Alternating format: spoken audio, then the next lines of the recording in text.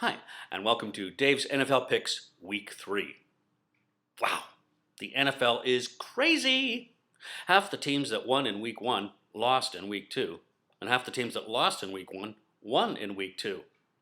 Parody, thy name is mediocrity. Here are the winners, the undefeated teams in the NFC: the Packers, Cardinals, Panthers, Falcons, and Cowboys. Of those teams, really only the Cardinals and the Packers are legit. I might include the Cowboys in that, but Des Bryant broke his foot and is out 6 weeks, and Tony Romo broke his collarbone and might miss the rest of the season. In the AFC, the undefeated teams are the Patriots, the Broncos, the Bengals, and the Jets. And of those teams, really only the Patriots are legit. And how about my New York Giants? Well, they're a mess. In Week 1, Eli Manning actually told Rashard Jennings not to score. And he not only told him once, he told him twice. Eli went rogue in the last 2 minutes, and the coaching staff had no idea what he was doing. Eli himself had no idea what he was doing. And speaking of not knowing what you're doing, how about Jason Pierre-Paul blowing off his fingers with fireworks? He looks like the Elephant Man. Yes, the Giants are a mess. And speaking of a mess, and the Giants, here's my pick for the first pick of the week, the Thursday night game, Redskins at Giants. Eli Manning is a $100 million quarterback, and he tells his team not to score?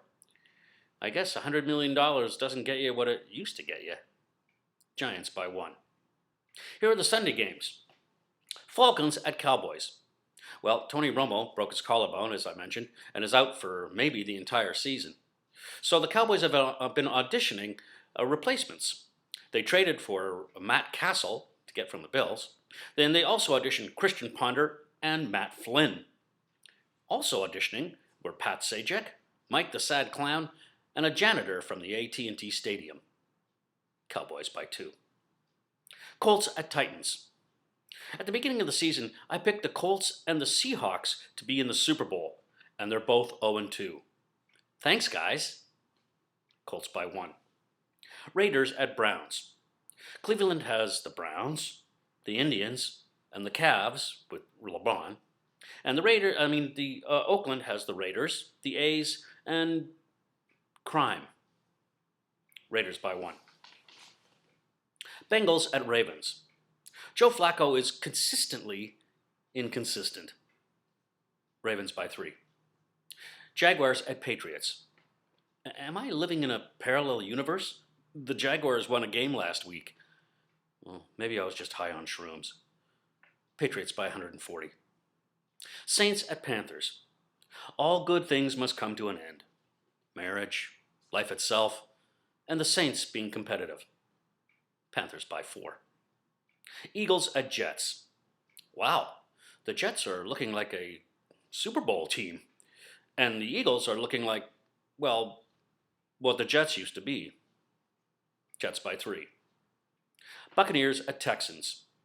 They say J.J. Watt is a man among boys, but nothing's been proven yet. Texans by 1. Chargers at Vikings.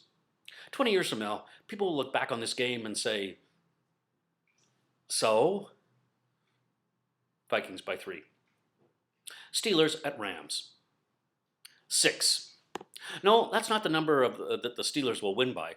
That's the number of front desk clerks that Ben Roethlisberger will fondle at the team's hotel before the game. Steelers by 1.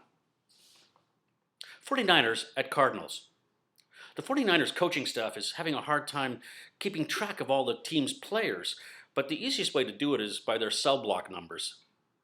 Cardinals by 4. Bills at Dolphins. These teams are mirror images of each other. Great defenses, so-so quarterback, and snow from October to April. Okay, I guess not so much. Bills by 1. Bears at Seahawks.